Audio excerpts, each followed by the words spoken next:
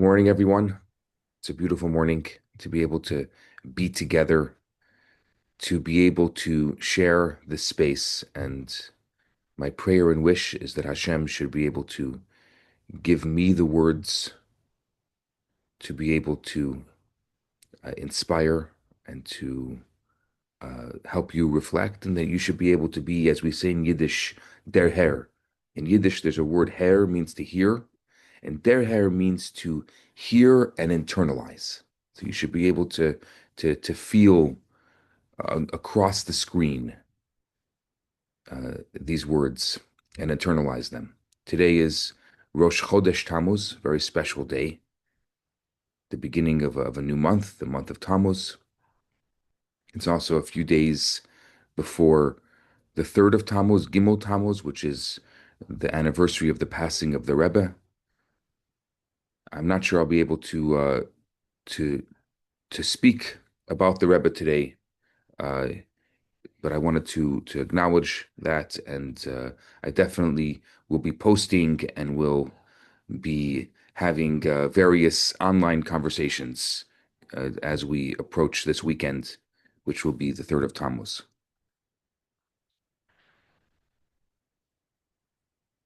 If you look at this week's Torah portion, the narrative is dramatic. It's tragic, and it's unmistakably Jewish. And you'll understand in a minute why I'm saying that. Four individuals: Korach, a person who we don't know very much about in the Torah until this week's Torah portion; Dathan and Abiram, we know about them from before; and On, who is the son of Peles. So these four people lead a mass mutiny against Moses.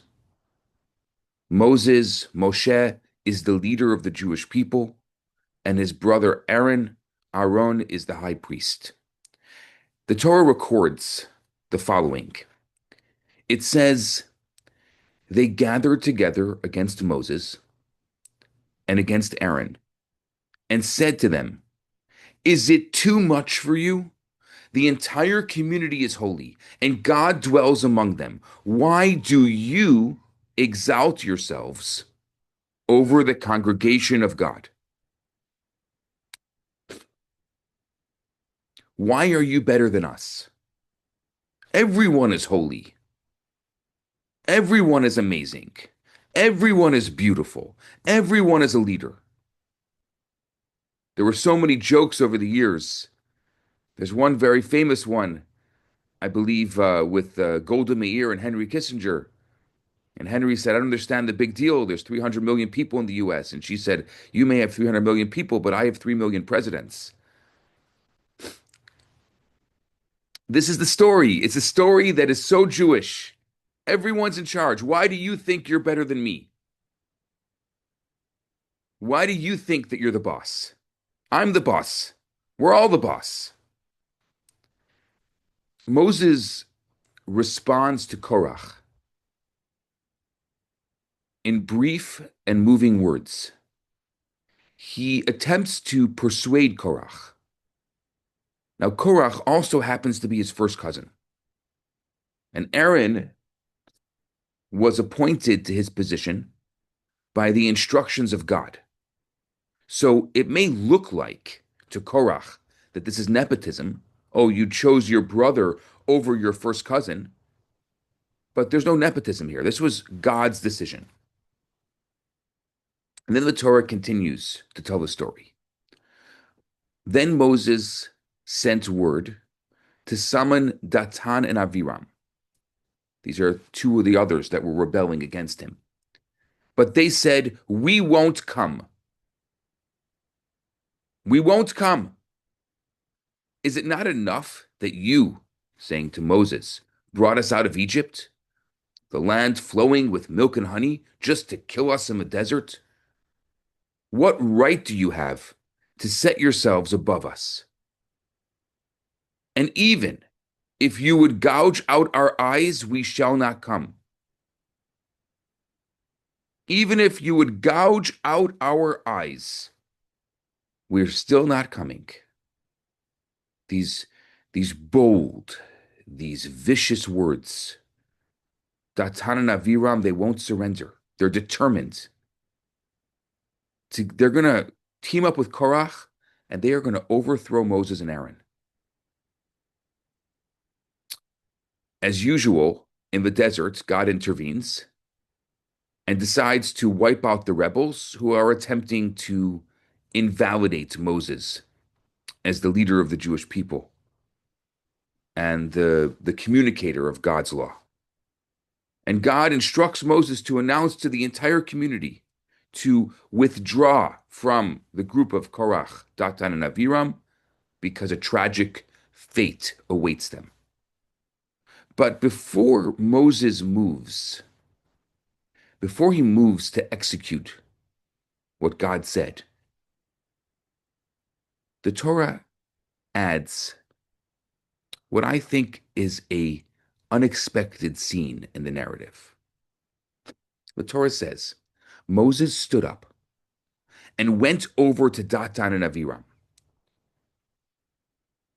That's strange. They said we won't come. The story's over. They're going to get destroyed. Why? Didn't God instruct him to ensure that everybody withdraws from their dwellings? What exactly did Moses do when he approached them? It seems as if Moses himself is disobeying what he was told to do.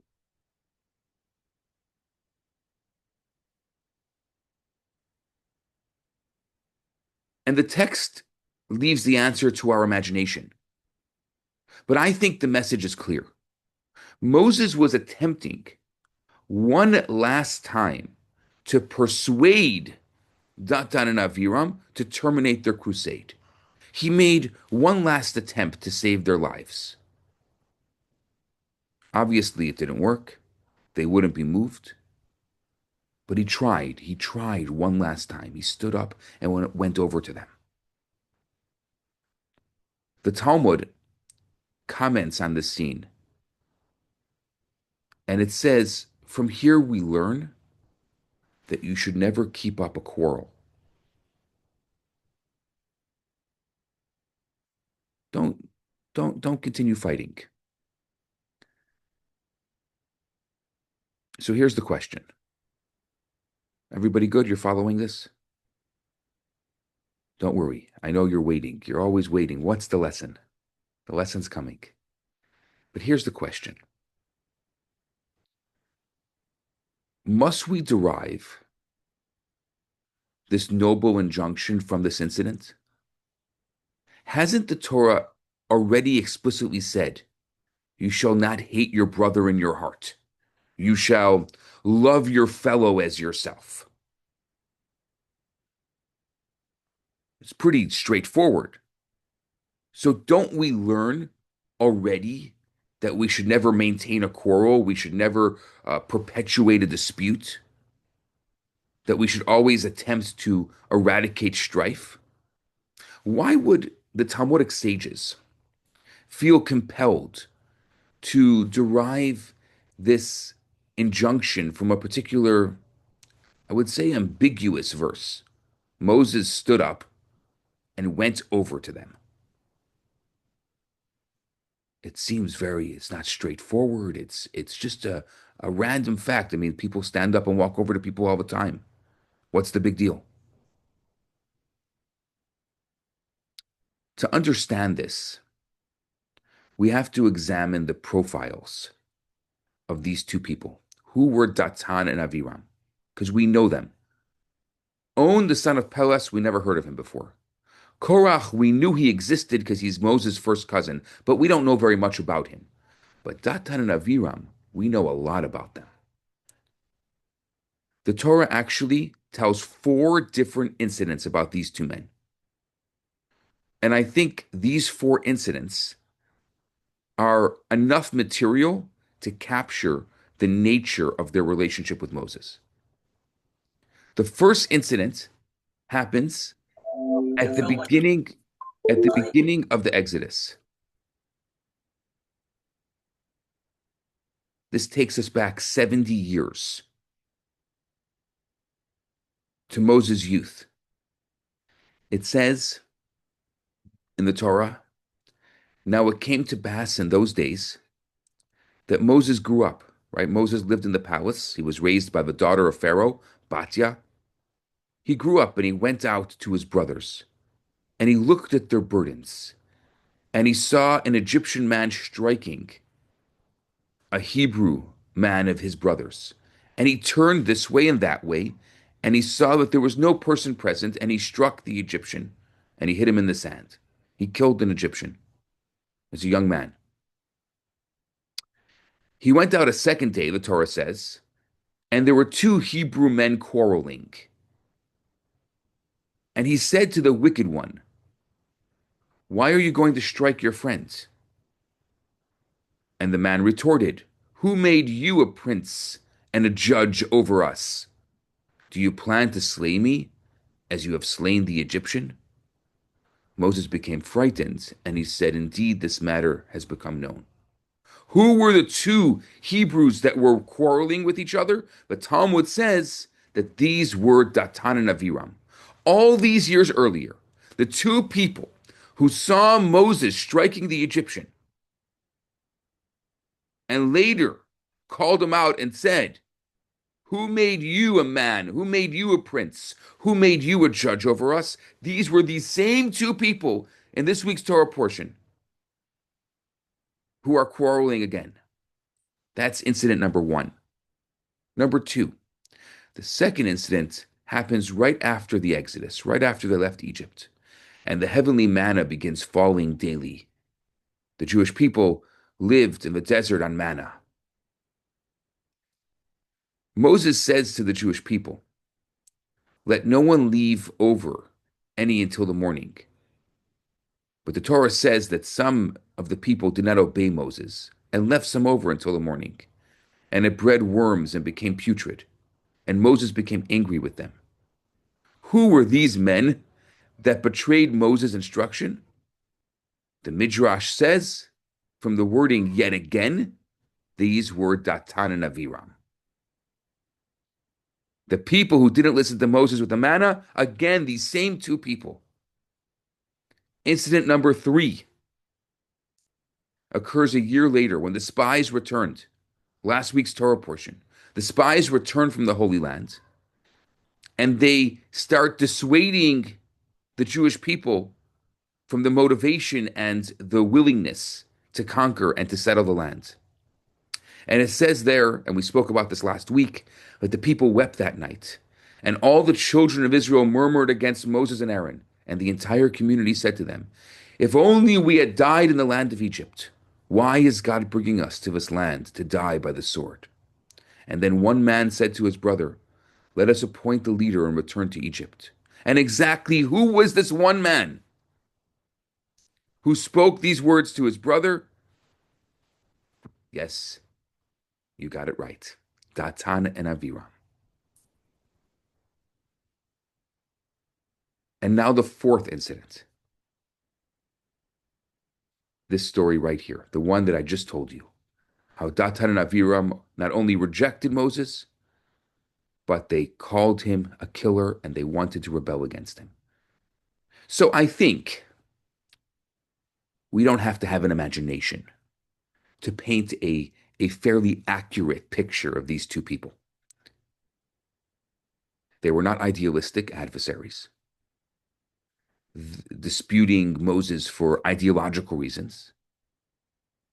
The fact is that we can see in the Torah, they're quarreling between themselves as well.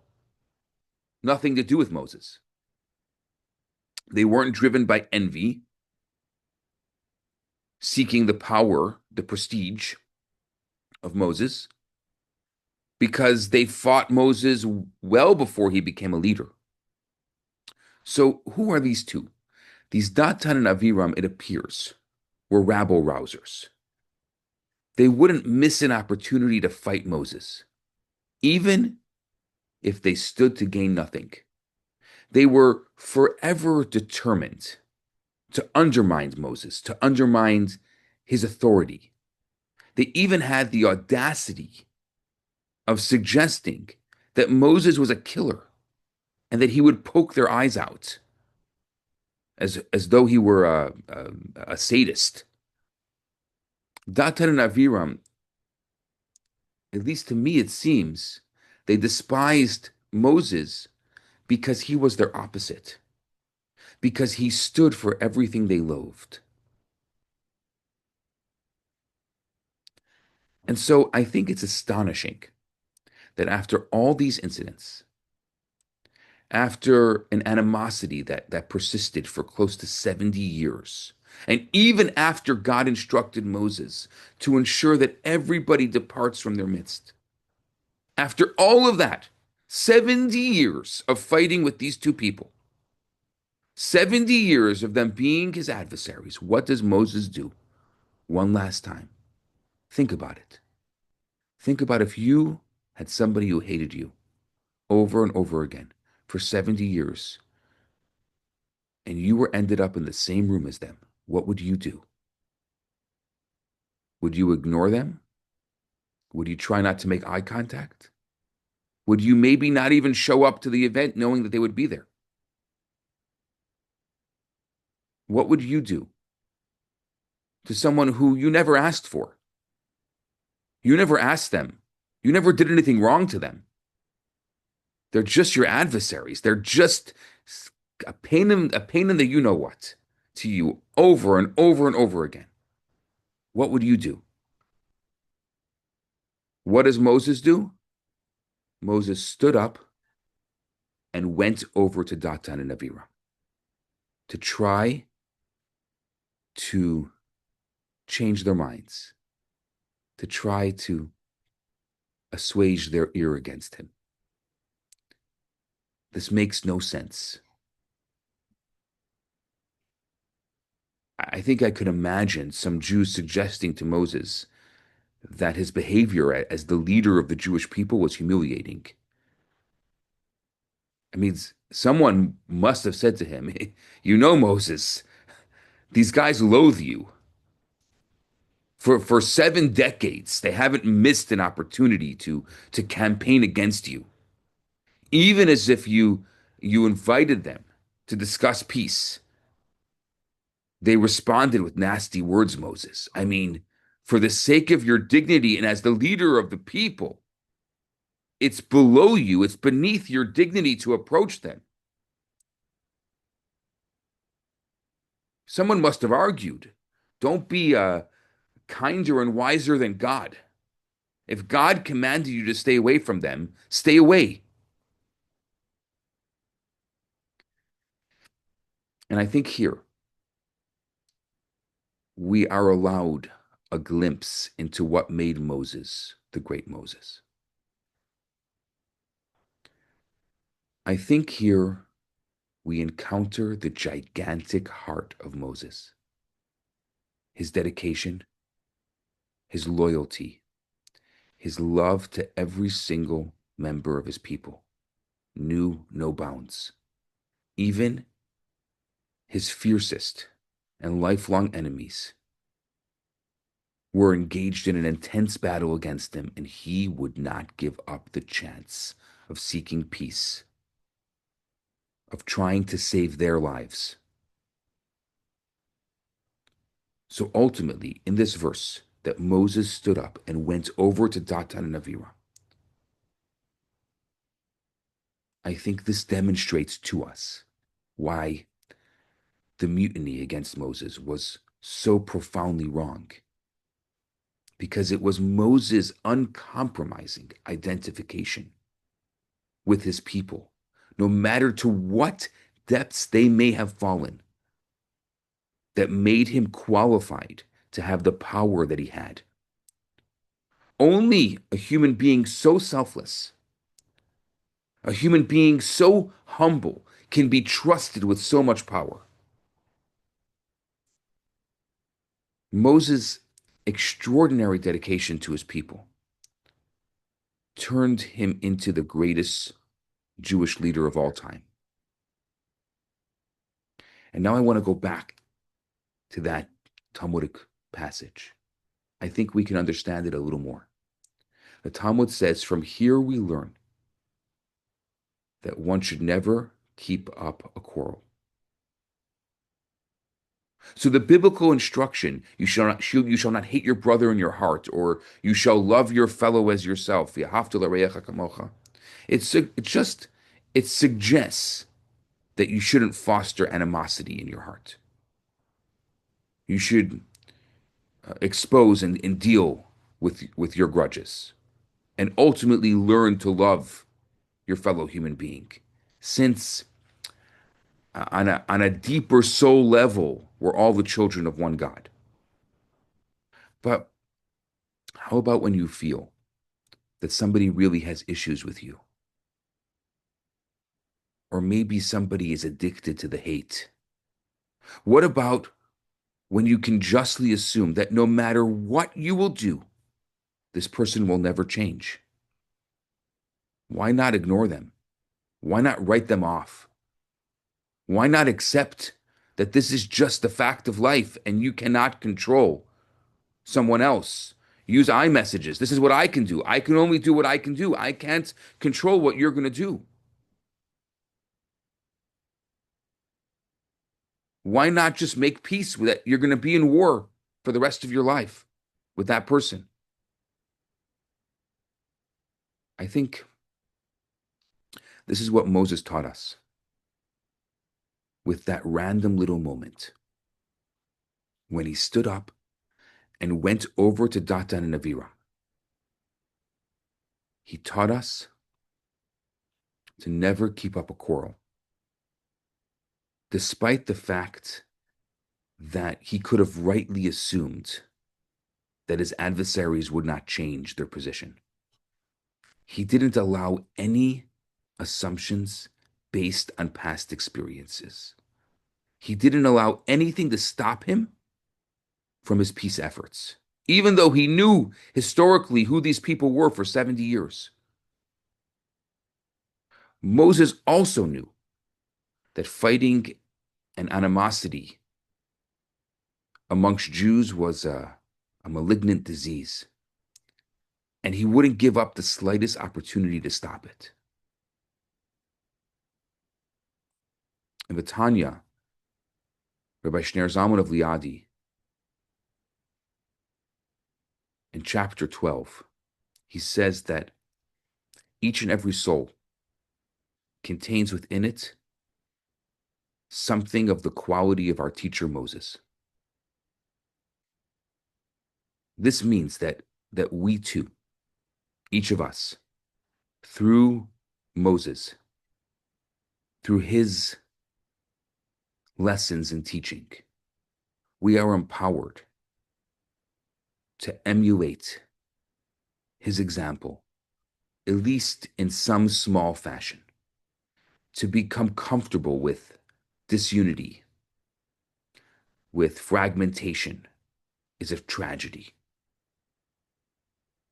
We should never stop confronting our arrogance, our insecurity.